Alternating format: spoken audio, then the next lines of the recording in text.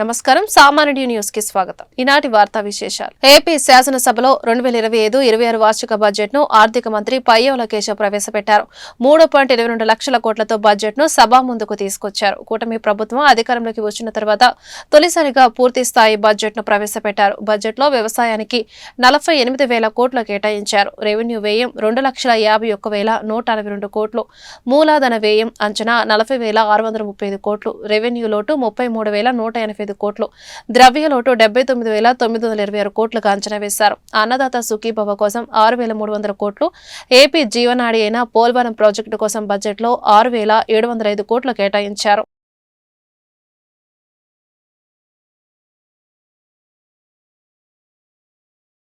స్కూళ్లలో drop outs గురించి మనం వింటూ ఉంటాం అధ్యక్ష.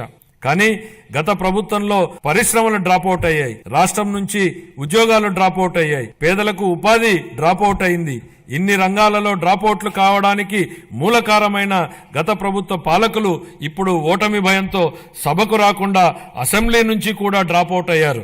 వాళ్ళు ప్రజా జీవితం నుంచి శాశ్వతంగా డ్రాప్ అయ్యే రోజులు అతి త్వరలోనే ఉన్నాయి అధ్యక్ష. ఓర్వకల్లు, కొప్పర్తి అనే 2 పారిశ్రామిక వాడలకు ఆర్థిక సహాయం అందించి అభివృద్ధి చేసేందుకు కేంద్ర ప్రభుత్వం ఆమోదం తెలిపింది. పారిశ్రామిక కారిడార్ అభివృద్ధి పథకం కింద మూలపేట, దొనకొండ, చిలమత్తూరు మరియు కుప్పం అనే 4 కొత్త పారిశ్రామిక వాడలను ఎంపిక చేయడం జరిగింది. 25-26 ఆర్థిక సంవత్సరానికి గాను పరిశ్రమలు మరియు వాణిజ్య శాఖకు 3,156 కోట్ల రూపాయలను కేటాయింపును ప్రతిపాదిస్తున్నాను. ప్రమాణ స్వీకారం చేసిన రోజునే గత ప్రభుత్వం విద్యుత్ కొనుగోలు ఒప్పందాలను రద్దు చేస్తున్నట్లు ప్రకటించడంతో విద్యుత్ రంగం సర్వనాశనమైంది. అసమర్థ పాలన, అప్పులు పెరిగి మరియు టారిఫ్ భారం కారణంగా ఈ రంగం 1.29 లక్షల కోట్ల రూపాయలకు పైగా నష్టాలను చవిచూసింది. గౌరవ ముఖ్యమంత్రి గారి దార్శనిక నాయకత్వంలో మన రాష్ట్ర ఇంధన రంగం నేడు పునరుజ్జీవం పొందుతోంది. గ్రీన్ హైడ్రోజన్ ఉత్పత్తిలో 2030 నాటికి భారతదేశం యొక్క మొత్తం ఉత్పత్తిలో 1/3 సాధించాలనే ధ్యేయంతో రాష్ట్రాన్ని గ్రీన్ హైడ్రోజన్ హబ్ గా మార్చడమే మా ప్రభుత్వ లక్ష్యం. 25-26 ఆర్థిక సంవత్సరానికి గాను ఇంధన శాఖకు 13,600 కోట్ల రూపాయల కేటాయింపును ప్రతిపాదిస్తున్నాను. గత పాలకుల నిర్లక్ష్యం వలన మరియు నిర్వహణ లోపం వలన రాష్ట్ర రహదారులు అధ్వానంగా తయారవడంతో పాటు ఉన్న మౌలిక సదుపాయాల పురోగతి కూడా కొన్ని సంవత్సరాలు వెనుకకు మరలింది. రహదారుల పునరుద్ధరణకు చేపట్టినటువంటి పాట్ హోల్ ఫ్రీ ఆంధ్ర గణనీయమైన పురోగతిని సాధించింది. 25-26 ఆర్థిక సంవత్సరానికి రవాణా, రహదారులు మరియు భవనాల శాఖకు 8,785 కోట్ల రూపాయలను కేటాయింపును ప్రతిపాదిస్తున్నాం.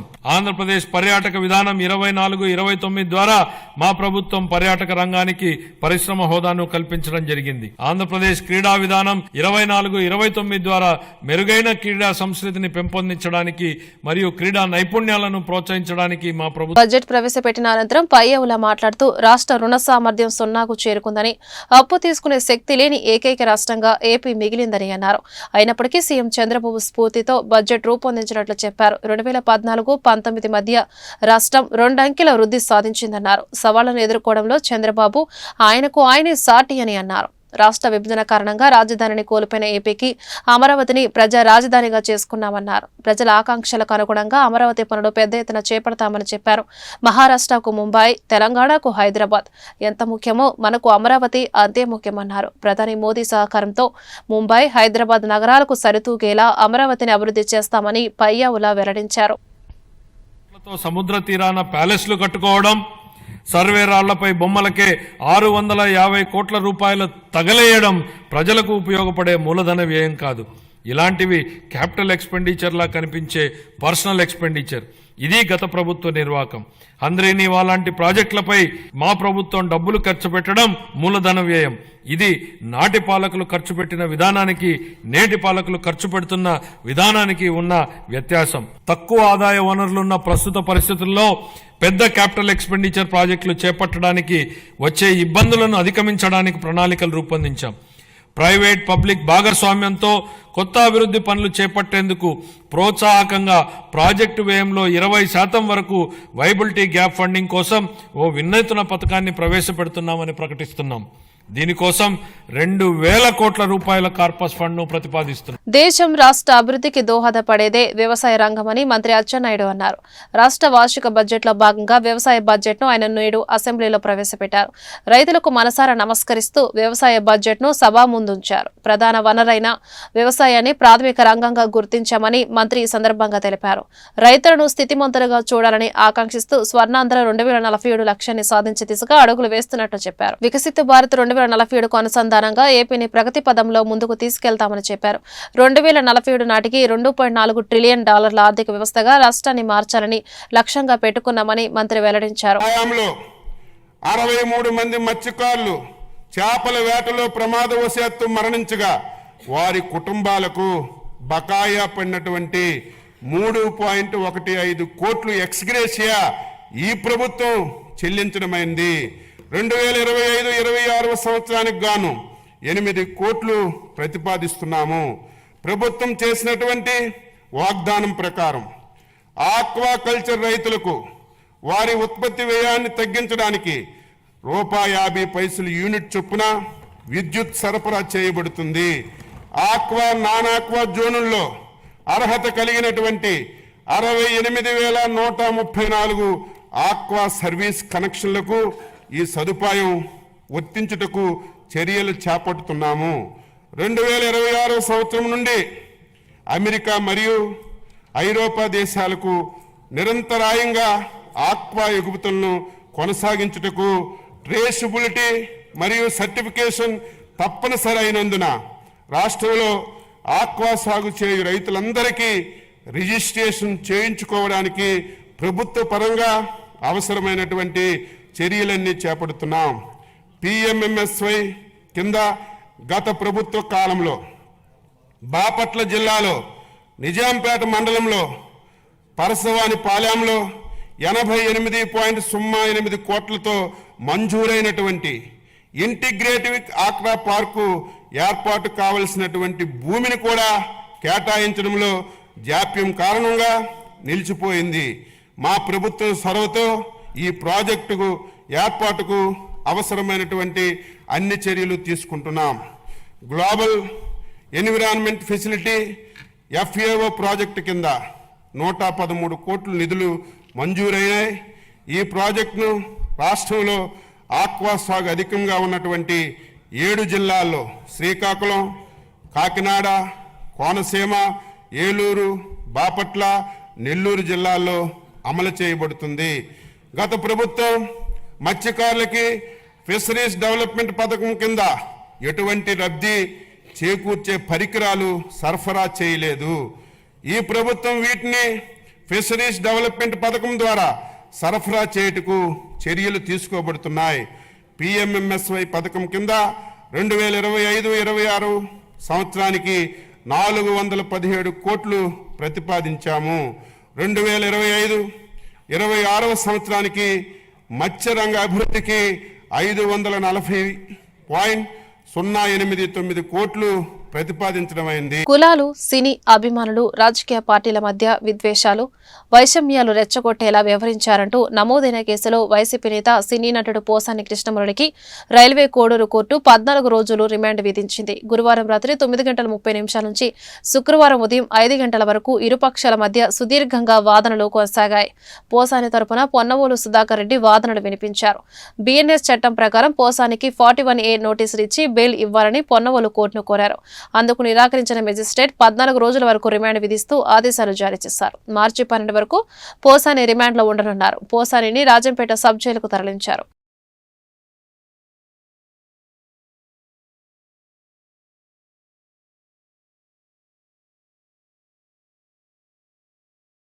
రాజమహేంద్రవరం నగరపాలక సంస్థ ఆధ్వర్యంలో గోదావరి తీరంలో జల ఉత్సవం నిర్వహించారు. కేంద్ర జలవనరుల శాఖ ఆదేశాల మేరకు రాజమహేంద్రవరంలో ఈ ఉత్సవం జరిగింది. ఈ సందర్భంగా పుష్కర్ ఘాట్ వద్ద గోదావరి నదిలో మత్స్యకారులకు పడవ పోటీలు ఏర్పాటు చేశారు. అనంతరం నగరపాలక సంస్థ కమిషనర్ కేతన్ గార్గ్ మీడియాతో మాట్లాడారు. నది జలాలను పరిరక్షించుకొని భవిష్యత్తు తరాలకు అందించాల్సిన బాధ్యత అందరిపై ఉందని ఆయన తెలిపారు.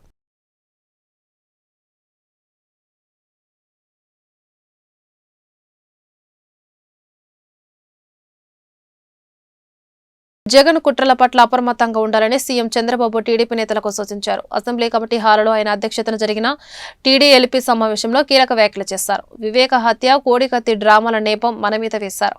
అప్పుడు మనం అప్రమత్తంగా లేకపోవడం వల్ల ఎన్నికల్లో నష్టపోయాం. నాడు ఇంటెలిజెన్స్ వ్యవస్థ కూడా కుట్రలను పసిగట్టలేకపోయింది.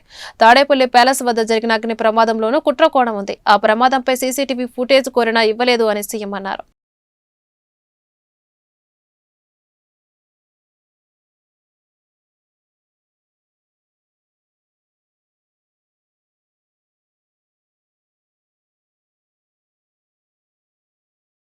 ఆంధ్రప్రదేశ్లో కులతత్వం, మతతత్వం పెరుగుతున్న నేటి పరిస్థితుల్లో శాస్త్రీయ దృక్పథాన్ని పెంపొందించే ప్రజా సైన్స్ ఉద్యమం ఎంతగానో అవసరం ఉందని జన విజ్ఞాన వేదిక వ్యవస్థాపక ప్రధాన కార్యదర్శి వల్లంరెడ్డి లక్ష్మారెడ్డి పేర్కొన్నారు. ఈ సందర్భంగా ఆయన మాట్లాడుతూ జన విజ్ఞాన వేదిక ఆంధ్రప్రదేశ్లో 1988 జాతీయ సైన్స్ ఉద్యమం రోజు ఫిబ్రవరి 28న విజయవాడలోని తుమ్మలపల్లి కళాక్షేత్రంలో ఏర్పడిందని అన్నారు. జన విజ్ఞాన వేదిక ఆవిర్భావ దినోత్సవం మరియు జాతీయ సైన్స్ దినోత్సవం రోజు ఫిబ్రవరి 28న తమ అనుభవాలను పంచుకోవడం సంతోషంగా ఉందన్నారు. వేదిక నేడు ఆవిర్భావ దినోత్సవం 1988 ఫిబ్రవరి 28న జాతీయ సైన్స్ దినోత్సవం రోజున విజయవాడలోని తుమ్మలపల్లి కళాక్షేత్రంలో జన విజ్ఞాన వేదిక ఆవిర్భించింది. గత 37 సంవత్సరాలుగా జన విజ్ఞాన వేదిక ఆంధ్రప్రదేశ్లో బహుముఖ కార్యక్రమాల్ని నిర్వహించింది. జన విజ్ఞాన వేదిక ఆవిర్భావ సదస్సులో నన్ను వల్లంరెడ్డి లక్ష్మణరెడ్డిని ప్రధాన కార్యదర్శిగాను, ప్రముఖ శాస్త్రవేత్త డాక్టర్ వినోద్ గౌర్ గారు ఎన్జీఆర్ఐ డైరెక్టర్, వారిని చైర్మన్గా ఎన్నుకోవడం జరిగింది. అనంతరం ఆంధ్రప్రదేశ్లో జన విజ్ఞాన వేదిక అక్షరాస్యత ఉద్యమంలోనూ, సైన్స్ ఉద్యమంలోనూ, అనేక సామాజిక, ఆర్థిక, రాజకీయ కార్యక్రమాల్లోనూ ఘనంగా పాల్గొంది. ప్రధానంగా అక్షరాస్యత ఉద్యమం ఆంధ్రప్రదేశ్లో ఎన్నో ప్రయోజనాల్ని కలిగించింది. 1991-2001 మధ్య ఆంధ్రప్రదేశ్లో అక్షరాస్యత 17% పెరగడానికి తోడ్పడింది. బడిఈడు పిల్లలు బడిలో ఉండాలి, పనిలో కాదు అనే భావాన్ని నిరక్షరాస్యుల్లో పెంచి ప్రాథమిక పాఠశాలల యొక్క హాజరు శాతం గణనీయంగా పెంచగలిగింది. అక్షరాస్యత ఉద్యమం నెల్లూరు జిల్లాలో దోబగుంటలో సారా వ్యతిరేక ఉద్యమానికి నాంది పలికి రోషం లాంటి వారి నేతృత్వంలో ఆంధ్రప్రదేశ్లో మద్య వ్యతిరేక ఉద్యమం ప్రబలం కావడానికి, వేగంగా పెరగడానికి తోడ్పడింది. స్వర్గీయ ఎన్టీ రామారావు నేతృత్వంలో సంపూర్ణ మద్య నిషేధం అమలైంది. 16 నెలల పాటు ఆంధ్రప్రదేశ్లో మద్యం లేకుండా మద్యరహిత సమాజం ఏర్పడింది. నేరాలు, హత్యలు, అత్యాచారాలు, ప్రమాదాలు గణనీయంగా తగ్గినాయి. పేదల యొక్క ఆదాయాలు గణనీయంగా పెరిగినాయి. పెరిగిన ఆదాయాలను పొదుపు చేసుకోవడానికి మహిళల్లో పొదుపు ఉద్యమం ప్రారంభమైంది. డ్వాక్రా గ్రూపులు ఏర్పడినాయి. ఇలాంటి మహత్తర ఉద్యమాలకి నాంది పలికింది, పునాది వేసింది జన విజ్ఞాన వేదిక. కానీ అనంతర కాలంలో జన విజ్ఞాన వేదిక 2-3 ముక్కలుగా విడిపోవటం వలన ఈనాడు అంత బలంగా ప్రజా ఉద్యమాల్ని నిర్మించలేకపోతున్నాం. ఈనాడు కులము, మతము, ప్రాంతీయ తత్వాలకి వ్యతిరేకంగా ప్రజల్లో శాస్త్రీయ భావాల్ని పెంపొందించడానికి, ప్రశ్నించే లక్షణాన్ని పెంపొందించడానికి ఉమ్మడి కృష్ణా, గుంటూరు జిల్లాల పట్టభద్రుల ఎమ్మెల్సీ ఎన్నికల్లో కూటమి అభ్యర్థులు ఓడిపోతారనే భయంతో అక్రమాలకు, దాడులకు, బెదిరింపులకు పాల్పడ్డారని, దీనిని మేము తీవ్రంగా ఖండిస్తున్నామని సిపిఎం నాయకులు పాసెం రామారావు నేతాజీ అన్నారు. పీడీఎఫ్ అభ్యర్థికి ఏజెంట్గా ఉన్నటువంటి కార్తిక్ మీద దాడి చేయడం, ఏజెంట్లను బయటికి నెట్టవేయడం, ప్రశ్నించిన వారిపై కేసులు పెట్టడం అమానుషమని అన్నారు. ఎమ్మెల్యేలు, మంత్రులు వచ్చి హడావిడి చేశారని విమర్శించారు. స్వేచ్ఛగా ఓటు వేసుకునే అవకాశం ఓటర్లకు ఇవ్వాలని అన్నారు. ఎంత భయపెట్టినా కెఎస్ లక్ష్మణరావు సానుభూతి ఓటర్లు వచ్చి వేటు వేశారని తెలిపారు. పట్టభద్రుల ఎమ్మెల్సీ ఎన్నికల్లో సంఘాల నాయకులు మాత్రమే పోటీ చేసేవారని, కానీ ఇప్పుడు రాజకీయ నాయకులు పోటీలో చేయడం సిగ్గుచేటని అన్నారు. హెల్ప్ డెస్క్ ముసుగులో కొంతమంది కాలేజీ విద్యార్థులు ఆలపాటి రాజాకు ఎన్నికల ప్రచారం చేశారని తెలిపారు. పీడీఎఫ్ మద్దతుదారులపై దాడి చేయడం జరిగిందని పోలీసులకు ఫిర్యాదు చేసినా వారిలో ఎలాంటి స్పందన లేదని అన్నారు. ఇప్పుడు తాత్కాలికంగా గెలవచ్చు గానీ రాబోయే జనరల్ ఎన్నికల్లో ప్రజలు తగిన బుద్ధి చెబుతారని అన్నారు. ఈ అక్రమాలన్నిటిపై విచారణ జరిపి తగిన చర్యలు తీసుకోవాలని డిమాండ్ చేశారు. కృష్ణా, గుంటూరు పట్టభద్రుల నియోజకవర్గానికి ఎన్నికలు జరిగినాయి. ఎన్నికల్లో యథేచ్ఛగా అధికార దుర్వినియోగం జరిగింది. మీరు పరిశీలిస్తే మధ్యాహ్నం నుంచి జిల్లాలో అనేక చోట్ల గుంపులుగా తెలుగుదేశం నాయకత్వం రావడం, 100 మీటర్లు దూరం అవతల ఉండాలి. కానీ పోలింగ్ బూతుల్లోకి వెళ్ళటం, పోలింగ్ బూతులు ఎదురుగా ఆ గేట్ ఎదురుగానే ఉండటం, ప్రచారం చేయటం, అదేవిధంగా ఏజెంట్లని బెదిరించడం అనేటువంటి సర్వసాధారణంగా నిన్న జరిగింది. డబ్బు పంపిణీ చేశారు, కొన్ని చోట్ల మద్యం కూడా పంపిణీ చేసినటువంటి దాఖలాలు ఉన్నాయి. ప్రజాస్వామ్య వ్యవస్థలో ఎవరి ఓట్లు వాళ్ళు స్వేచ్ఛగా వినియోగించుకునేటువంటి అవకాశం ఉండాలి.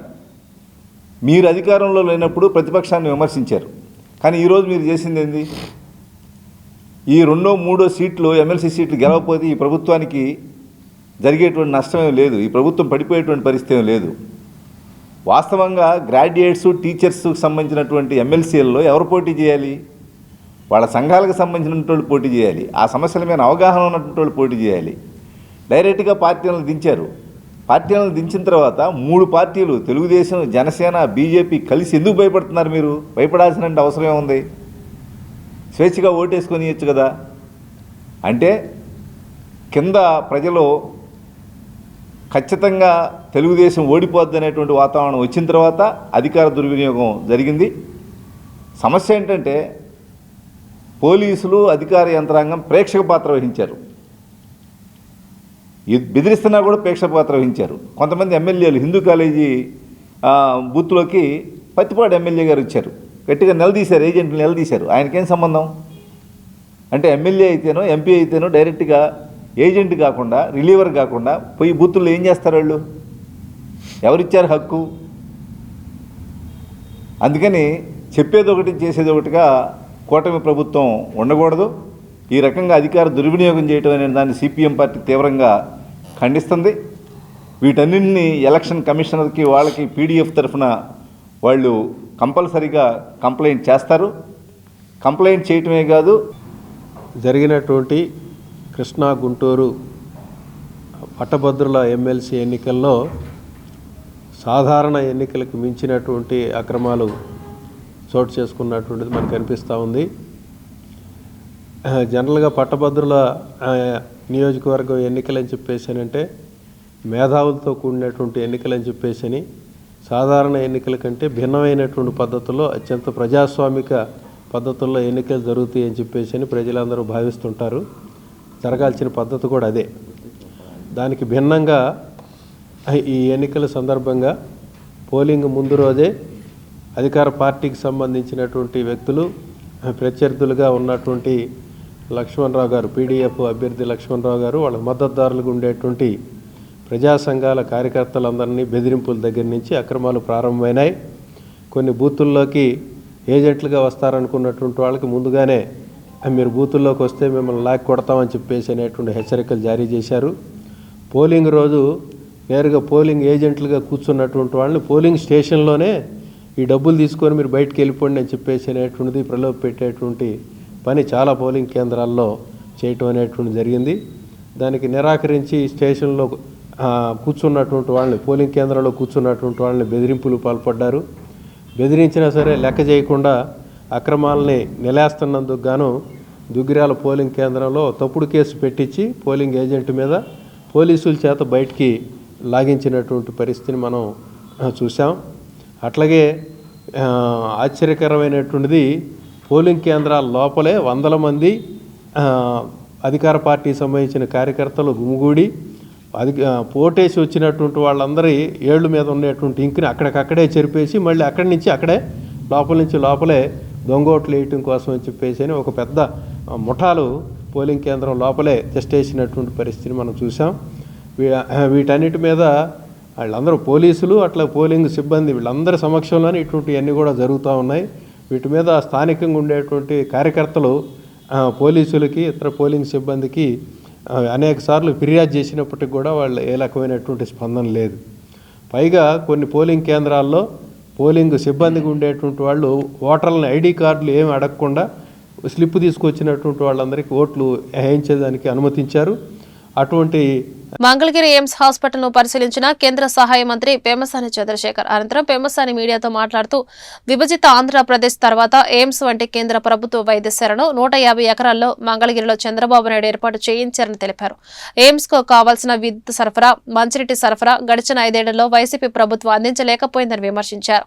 10 ఎకరాల అదనపు స్థలంతో పాటు పవర్, వాటర్ సప్లై టీడీపీ అందించడం జరిగిందని చెప్పారు. 2,73,000కు పైగా పేషెంట్లు ఇక్కడ సేవలు పొందుతున్నారని తెలిపారు. ఫార్మసీ, మెడికల్ స్టోర్స్ షార్టేజ్, తక్కువ బస్సు షెల్టర్లు లేక పేషెంట్లు ఇబ్బందులు పడుతున్నారని తెలిపారు. నారా లోకేష్ ఆధ్వర్యంలో ఒక 2 బస్సులను అందించబోతున్నారని, ఎలక్షన్ కోడ్ ముగియగానే ఆ 2 బస్సు అందుబాటులోకి వస్తాయన్నారు. అంబులెన్స్ సర్వీస్ బయట నుంచి వచ్చిన వారికి అధికంగా ఛార్జ్ చేయడంపై చర్యలు తీసుకోబోతున్నామన్నారు. చంద్రబాబు నాయుడు, నరేంద్ర మోదీ అనుకున్న విధంగా కంటే ఎక్కువ అభివృద్ధి చేసేందుకు నారా లోకేష్ తో కలిసి చర్యలు తీసుకుంటామని చెప్పారు.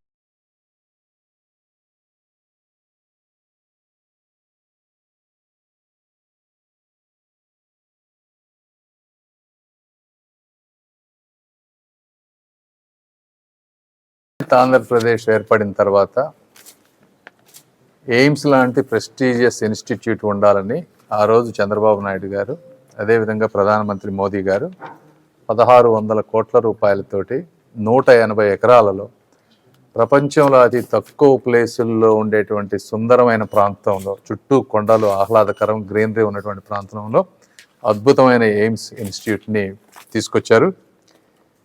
గత 5 సంవత్సరాలు మీరు చూస్తే దీనికి కావాల్సిన వాటర్ సప్లై కానీ, పవర్ బ్యాకప్ కానీ, ఒక రోడ్ ఇన్ఫ్రాస్ట్రక్చర్ కానీ లేకుండా చేసినటువంటి పరిస్థితి.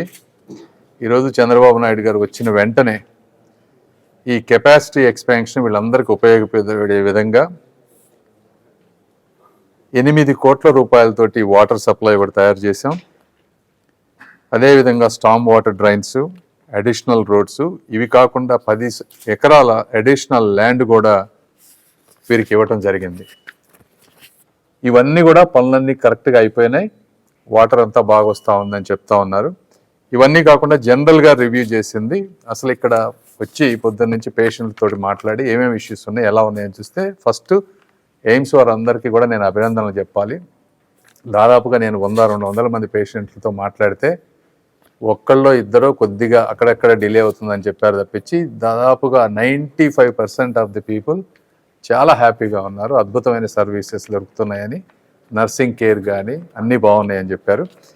ఇక దీంతో పాటు సరే సెంట్రల్ గవర్నమెంట్ నుంచి నేనేం చేయగలను, స్టేట్ గవర్నమెంట్లో ఎక్కడన్నా కోఆర్డినేషన్ ఇష్యూస్ ఉన్నాయా, అదేవిధంగా ఎయిమ్స్ వారు ఏం చేయగలరు అనే దాని మీద కొన్ని ఇష్యూస్ అన్నీ తీసుకున్నాం. ఇది 960 కదా, 960 బెడ్స్ ఉండాల్సిన ప్లేస్లో ఇప్పటివరకు 600 బెడ్స్ ఆపరేషనల్ ఉన్నాయి. అంటే ఇంకా 360 బెడ్స్ రావాలి. ఐసీయూ వచ్చేటప్పటికి 20 బెడ్స్ ఉన్నాయి. మనకు ఆల్మోస్ట్ 10% అంటే 90 బెడ్స్ వరకు స్కోప్ ఉంది. బెడ్స్ని ఎక్స్పాండ్ చేయాలి. స్టాఫ్ కూడా తక్కువ ఉన్నారు. ఆ స్టాఫ్ని ఎక్స్పాండ్ చేస్తే నంబర్ ఆఫ్ సర్జరీస్ కానీ, number of out patient visits కానీ, ఈరోజు చూస్తూ ఉంటే నంబర్ ఆఫ్ విజిట్స్ ఇవన్నీ కూడా ర్యాపిడ్గా ఎక్స్పాండ్ అవుతూ ఉన్నాయి. 2019లో పెట్టినప్పుడు అవుట్ పేషెంట్ విజిట్స్ అవన్నీ చూస్తే 50,000 అవుట్ పేషెంట్ విజిట్స్ ఉంటే 2024 ఈ ఇయర్ వచ్చేటప్పటికి 7.5 లక్షల అవుట్ పేషెంట్ విజిట్స్ ఉన్నాయి ఈ రోజున. కూటమి ప్రభుత్వం ప్రవేశపెట్టిన బడ్జెట్ ప్రజా సంక్షేమం, రాష్ట్ర అభివృద్ధికి దోహదపడుతుందని పొన్నూరు ఎమ్మెల్యే ధూళిపాల నరేంద్ర తెలిపారు. ఇది ముమ్మాటికి ప్రజా బడ్జెట్ అన్నారు. సంక్షేమం పేరుతో వైసీపీ పాలనలో దోపిడీ జరిగిందని ఆరోపించారు. ఇందుకు నిదర్శనమే జగనన్న కాలనీలు అన్నారు. గుంటూరులో ఆయన మీడియాతో మాట్లాడుతూ ఎన్నికల హామీలను చిత్తశుద్ధితో అమలు చేస్తున్నామన్నారు. పేదోడి సొంతింటికల సాకారం అవుతుందన్నారు. రైతు ఇబ్బందులు ఉంటే సాయం చేసే తత్వం టీడీపీ రక్తంలోనే ఉందన్నారు. ప్రత్యేక పరిస్థితులను ఎదుర్కొంటున్న మిర్చి రైతుకు గిట్టుబాటు ధర కల్పిస్తామన్నారు. పూర్తి స్థాయి బడ్జెట్ని ప్రవేశపెట్టడం జరిగింది. దాదాపు 3,22,000 కోట్ల రూపాయలతో బడ్జెట్ని, పూర్తి స్థాయి బడ్జెట్ని ప్రవేశపెట్టడం జరిగింది. జగన్మోహన్ రెడ్డి యొక్క ముఖ్యమంత్రిగా గత 5 సంవత్సరాల కాలంలో బయట నుండి చూసిన విధ్వంసం కంటే మేము అధికారంలోకి వచ్చిన తర్వాత లోన చూస్తే అంతకంటే ఎక్కువ విధ్వంసం జరిగింది. ఎందుకంటే ఆర్థికంగా ఏదైతే గతంలో సంక్షేమం పేరు మీద దోపిడీ జరిగిందో మనం చూసాం. జగనన్న కాలనీల పేరు మీద భూమి దగ్గర నుంచి, దానికి గ్రావెల్ తోలే దగ్గర నుంచి, కరెంటు స్తంభాల దగ్గర నుంచి ప్రతిదీ దోపిడీయే. జగనన్న కాలనీలు ఏంటంటే దోపిడీ మార్క్కి ఒక నిదర్శనం. ఇవాళ కూడా కళ్ళ ముందు కనపడతాయి ఇవన్నీ. సంక్షేమం పేరు మీద పెద్ద ఎత్తున దోపిడీ చేశారు. కానీ కూటమి ప్రభుత్వం వచ్చిన తర్వాత ఏదైతే ఎన్నికల సందర్భంగా ఇచ్చిన హామీలు ఏవైతే ఉన్నాయో వాటిని అమలు చేసే విధంగా ప్రభుత్వం ముందుకెళ్తా ఉంది. అధికారంలోకి రాగానే మేము ఎన్నికలకు చెప్పాం, మీ ఒక్క ఓటు 1000 రూపాయల పెన్షన్ పెంచుతుంది, మీ జీవితాలను మారుస్తుందని చెప్పడం జరిగింది. మరి మంచం మీద ఉన్న వాళ్ళకి ఒక కుటుంబానికి 15,000 రూపాయల పెన్షన్ రావడం అంటే మామూలు విషయం కాదు. ఒక్క ఓటుతో కూటమి ప్రభుత్వం వచ్చిన తర్వాత పెన్షన్ని పూర్తి స్థాయిలో పెంచడం జరిగింది. అదేవిధంగా ఎన్నికల హామీల్లో అమల్లో భాగంగా ఈ పూర్తి స్థాయి బడ్జెట్లో 2 అంశాలు ప్రధానంగా పెట్టారు.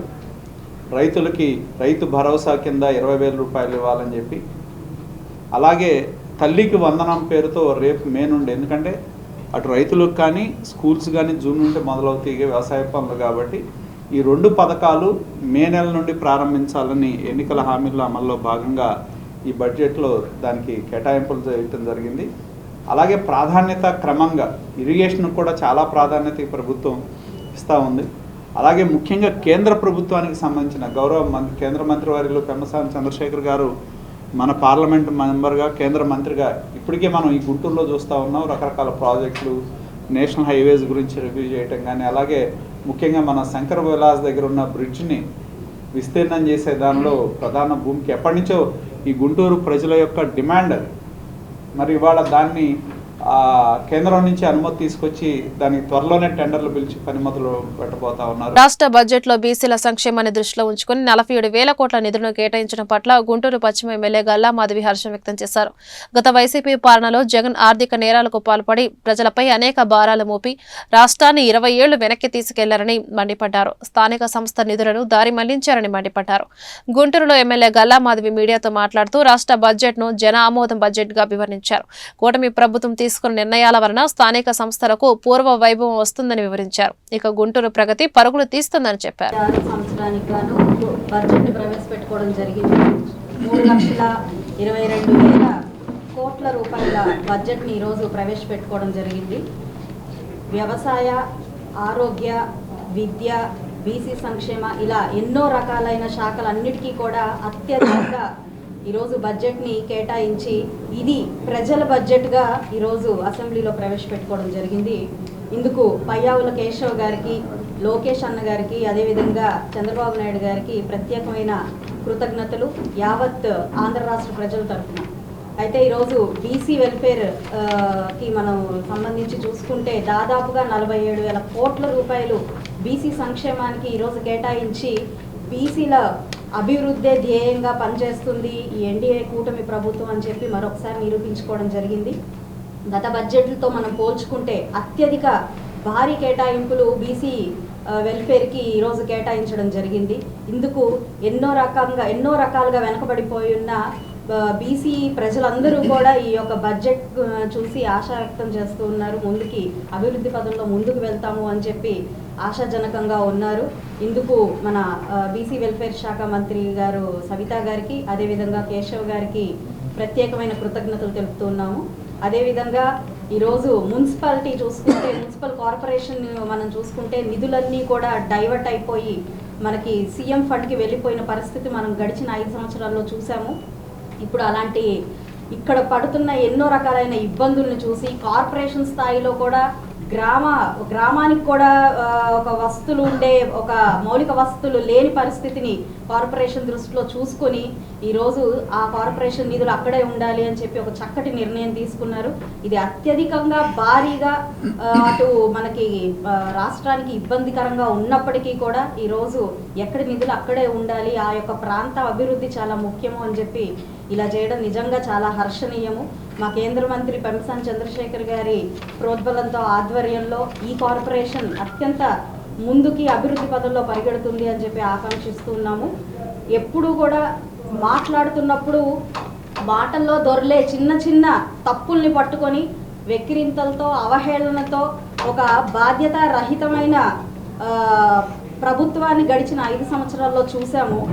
అయినప్పటికీ ఎన్నో రకాలైన ఆర్థిక భారాన్ని నెత్తిన వేసి ఎన్నో రకాలైన ఆర్థిక నేరాలకు పాల్పడి ప్రజల మీద ఎన్నో రకాలైన భారాలని వేసి మైనార్టీల సంక్షేమాన్ని కాంక్షిస్తూ రాష్ట్ర బడ్జెట్ లో 5,300 కోట్లు కేటాయించడం గొప్ప విషయమని గుంటూరు తూర్పు ఎమ్మెల్యే మహమ్మద్ నజీర్ వ్యాఖ్యానించారు.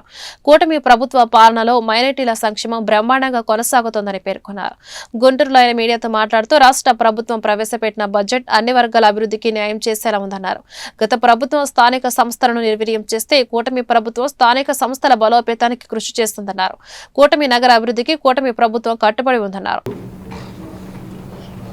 రాష్ట్ర బడ్జెట్ను ప్రవేశపెట్టినటువంటి ఆంధ్ర రాష్ట్ర ప్రభుత్వ ముఖ్యమంత్రిగా ఉన్నటువంటి చంద్రబాబు నాయుడు గారికి, ముఖ్యంగా ఆర్థిక శాఖ మంత్రి కేశవ్ గారికి ప్రత్యేకమైనటువంటి ధన్యవాదాలు తెలుపుతా ఉన్నాం. ముఖ్యంగా గతంలో ఎప్పుడు లేని చూసాం మేమందరం కూడా. స్థానిక సంస్థల నిధులన్నీ కూడా మూటగట్టుకొని స్థానిక సంస్థలను నిర్వీర్యం చేసేటువంటి పరిస్థితుల నుంచి ఈరోజు గౌరవ ముఖ్యమంత్రి గారు స్థానిక సంస్థల ఆర్థిక అభివృద్ధి, వాటి అభివృద్ధి కోసం వాటికి సంబంధించినటువంటి నిధులు పూర్తిగా వారే వినియోగించుకునేటువంటి విధంగా ఈరోజు బడ్జెట్లో 200 కోట్ల రూపాయలు ఎవరి కార్పొరేషన్కి సంబంధించినటువంటి నిధులు వాళ్ళు సద్వినియోగం చేసుకునేటువంటి ఆలోచన చేయడం, దాన్ని బడ్జెట్లో ప్రవేశపెట్టడం చాలా సంతోషమైనటువంటి విషయం. అంతేకాకుండా ముఖ్యంగా నగరాల్లో ఉంటున్నటువంటి వాళ్ళకి గృహ కల్పన కోసం ఎస్సీ, ఎస్టీ, బీసీలకు సంబంధించినటువంటి వర్గాలకు 50,000, 75,000 రూపాయలు హౌసింగ్ స్కీమ్స్ కింద ఇచ్చేటువంటి సబ్సిడీని పెంచేటువంటి కార్యక్రమంతో పాటు ముఖ్యంగా నగరంలో ఉన్నటువంటి వేస్టేజ్ ఏదైతే ఉందో దాని నుంచి వెల్త్ క్రియేషన్ కోసం అవసరమైనటువంటి కార్యక్రమాలు చేయడానికి ఈరోజు పెద్ద ఎత్తున బడ్జెట్లో కేటాయింపులు చేయడం జరుగుతూ ఉంది. అంతేకాకుండా ఒక పర్యాటక రంగాన్ని ఈరోజు ఒక ఇండస్ట్రీగా తీసుకొని దానికి సంబంధించినటువంటి ఎవరైతే డెవలప్మెంట్ యాక్టివిటీస్ ఉందో దానికి తీసుకునేటటువంటి కార్యక్రమాన్ని పీపీపీ మోడ్లో ముందుకు వచ్చినటువంటి వాళ్ళందరి కోసం ఏదైతే వయబిలిటీ గ్యాప్ని పూర్తి చేసేటువంటి బడ్జెట్ని కూడా ఈరోజు 2,000 కోట్ల రూపాయల వరకు ఫండ్ని ఏర్పాటు చేయడం అనేది చరిత్రలో ఎప్పుడు లేనటువంటి విధంగా ఈరోజు మౌజన్ ఇమాంలకు సంబంధించినటువంటి కేటాయింపులు ఏదైతే వాళ్ళకి ఇచ్చేటువంటి ఆనరోరియం గత సంవత్సర కాలం నుంచి పెండింగ్ పెట్టినటువంటి ఆనరోరియంని 45 కోట్ల రూపాయలు 3 రోజుల క్రితం విడుదల చేయక కాకుండా వచ్చేటువంటి సంవత్సర కాలంలో వాళ్ళకి కావాల్సినటువంటి బడ్జెట్ని కేటాయించేటువంటి కార్యక్రమంతో పాటు మైనారిటీ సంక్షేమానికి దాదాపు 5,300 కోట్ల రూపాయలు గతంలో ఉమ్మడి రాష్ట్రంలో కూడా లేనటువంటి బడ్జెట్ని ఈరోజు 23 జిల్లాల్లో ఉన్నటువంటి ఆంధ్ర రాష్ట్రానికి 5,300 కోట్ల రూపాయలు బడ్జెట్ని కేటాయించి మైనారిటీల సంక్షేమానికి పెద్దపీట వేసినటువంటి గౌరవ ముఖ్యమంత్రి గారికి ఈ సందర్భంగా హృదయపూర్వకమైనటువంటి ధన్యవాదాలు తెలుపుతూ తప్పకుండా అంతేకాకుండా నగరాల్లో ఉన్నటువంటి రోడ్లన్నీ గుంటూరు ఛానల్ ఆధునీకరణకు రాష్ట్ర బడ్జెట్ లో నిధులు కేటాయించడం పట్ల పత్తిపాడు ఎమ్మెల్యే బూర్ల రామాంజనేయులు ఆనందం వ్యక్తం చేశారు. ఈ ఛానల్ పొడిగింపు వలన 38 గ్రామాల ప్రజల దాహార్తి తీరుతోందన్నారు. గుంటూరులో ఆయన మీడియాతో మాట్లాడుతూ రాష్ట్ర వార్షిక బడ్జెట్ వ్యవసాయ రంగం అభివృద్ధికి దిక్సూచిగా మారిందన్నారు. ఎన్నికల హామీ మేరకు సీఎం చంద్రబాబు సూపర్ 6 పథకాలను అమలు చేస్తున్నారని వివరించారు.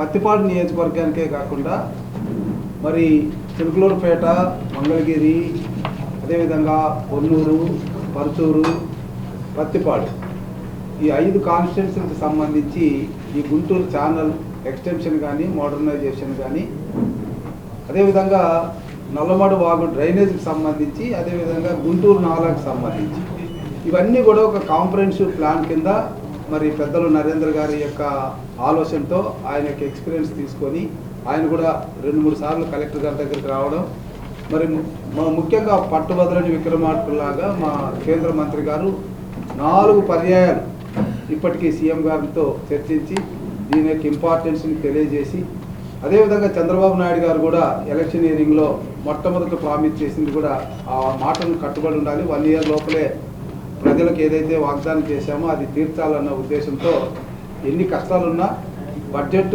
సహకరించకపోయినా ప్రాధాన్యత క్రమంలో గుంటూరు ఛానల్ మోడర్నైజేషన్ కానీ ఎక్స్టెన్షన్ కానీ నిధులు ఇవ్వడం అన్నటువంటిది ఇక్కడున్న ప్రాంత ప్రజలు 5 కాన్స్టిట్యున్సీలకు సంబంధించిన ప్రజలందరూ కూడా చంద్రబాబు నాయుడు గారిని ఒక దేవుడిగా గుర్తించుకుంటారు. అంతేకాకుండా తాగునీటికి సంబంధించి త్రాగునీటికి సంబంధించి కూడా దాదాపు 38 గ్రామాలు మంత్రి గారు చెప్పినట్టుగా ఈ దాహం యొక్క అవసరం కూడా తీరుతుంది.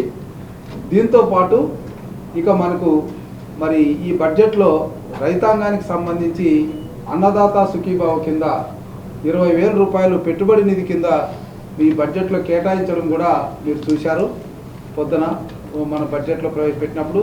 అంతేకాకుండా భూమి లేనటువంటి కౌలు రైతులకు కూడా 20,000 రూపాయలు సహాయం అందించడం అనేది. సో దీన్ని బట్టి ముఖ్యమంత్రి గారు రైతాంగం పట్ల, రైతు కుటుంబాల పట్ల, మరి ఈ ప్రాంతం పట్ల ఎంత ఆసక్తితో ఉన్నారు, మరి ఈ ప్రాంత ప్రజల్ని ఎంత అభివృద్ధి పరచాలనేటువంటి ఆలోచనతో ఉన్నారన్నది స్పష్టమవుతుంది. సో మరి ఈ బడ్జెట్ని మాకు ఇచ్చినందుకు చంద్రబాబు నాయుడు గారికి, అదేవిధంగా నిమ్మల నాయుడు గారికి, మరి అదేవిధంగా కేశవ్ గారికి ప్రత్యేకమైనటువంటి ధన్యవాదాలు మా నియోజకవర్గ ప్రజల తరఫు నుంచి. గుంటూరు ఛానల్ ఆధునీకరణ పొడిగింపుకు రాష్ట్ర బడ్జెట్లో 400 కోట్ల కేటాయింపులు జరిగాయని కేంద్ర గ్రామీణాభివృద్ధి కమ్యూనికేషన్ శాఖల సహాయ మంత్రి డాక్టర్ పెమ్మసాని చంద్రశేఖర్ తెలిపారు. గుంటూరు ఛానల్ ఆధునీకరణ ఈ ప్రాంత వాసులు 50 ఏళ్ల కాలని చెప్పారు. ఈ ప్రాజెక్టు పూర్తయితే సాగు, తాగునీరుకు దిగులు లేదన్నారు. అలాగే కృష్ణా డెల్టాకు సాగునీరు విడుదల చేయడం జరిగిందన్నారు. గుంటూరులో ఆయన మీడియాతో మాట్లాడుతూ రాష్ట్ర బడ్జెట్ ఏపీ ప్రగతికి దోహదపడుతోందన్నారు. గత వైసీపీ ప్రభుత్వం అన్ని వర్గాల ప్రజలను మోసం చేసిందని గుర్తు చేశారు. కూటమి ప్రభుత్వం చెప్పిన విధంగానే ఎన్నికల హామీలను అమలు చేస్తుందని వివరించారు. ముఖ్యంగా ఈరోజు గౌరవ ముఖ్యమంత్రి గారు పెట్టినటువంటి బడ్జెట్ గురించి మాట్లాడదామని ఈ సమావేశం పెట్టాం. ఇందులో ముఖ్యంగా గుంటూరు జిల్లా వాసుల 50 సంవత్సరాల కళ గుంటూరు ఛానల్ ఏదైతే ఉందో ఇది 2019కి ముందు దాదాపు 200 కోట్ల రూపాయలతో ఆ రోజు చంద్రబాబు నాయుడు గారు ప్రొవిజన్ ఇచ్చినప్పుడు వచ్చిన వైసీపీ గవర్నమెంట్ దాన్ని పూర్తిగా పక్కన పడవేసింది. మళ్ళీ ఇప్పుడు మేము వచ్చిన తర్వాత గత 8 నెలల్లో మళ్ళీ అంత రివైజ్డ్ కాస్ట్లన్నీ ఎస్టిమేట్ చేయించి డిపిఆర్లు చేయించి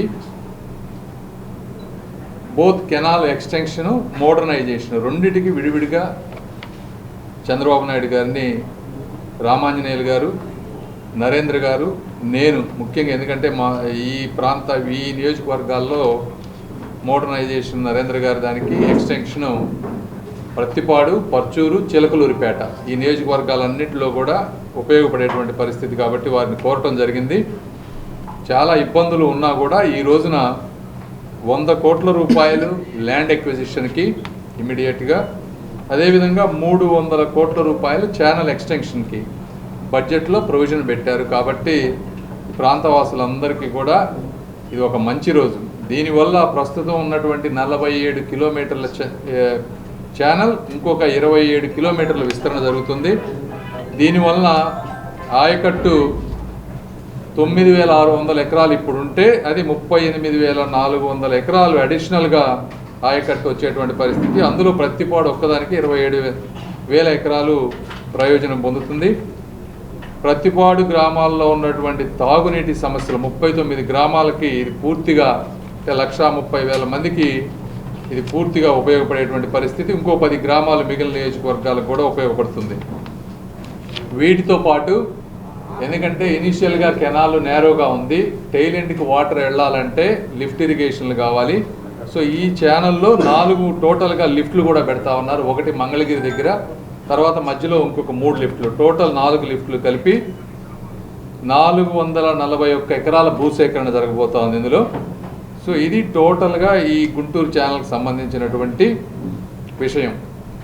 దీనికి సహకరించినటువంటి మా ఎమ్మెల్యేలు నరేంద్ర గారికి, రామాంజనేయులు గారికి, దీన్ని తీసుకొని వర్క్ చేసినటువంటి ఇంజనీరింగ్ అధికారులకి, నిమ్మల రామానాయుడు గారికి, పయ్యావుల కేశవ్ గారికి, అందరికంటే ముఖ్యంగా శ్రీ నారా చంద్రబాబు నాయుడు గారికి అండ్ లోకేష్ గారికి ఇద్దరికి కూడా మనస్ఫూర్తిగా గుంటూరు ప్రాంత ప్రజల తరపున కృతజ్ఞతలు తెలుపుతా ఉన్నాను. ఇంతటితో సమాప్తం. నమస్కారం.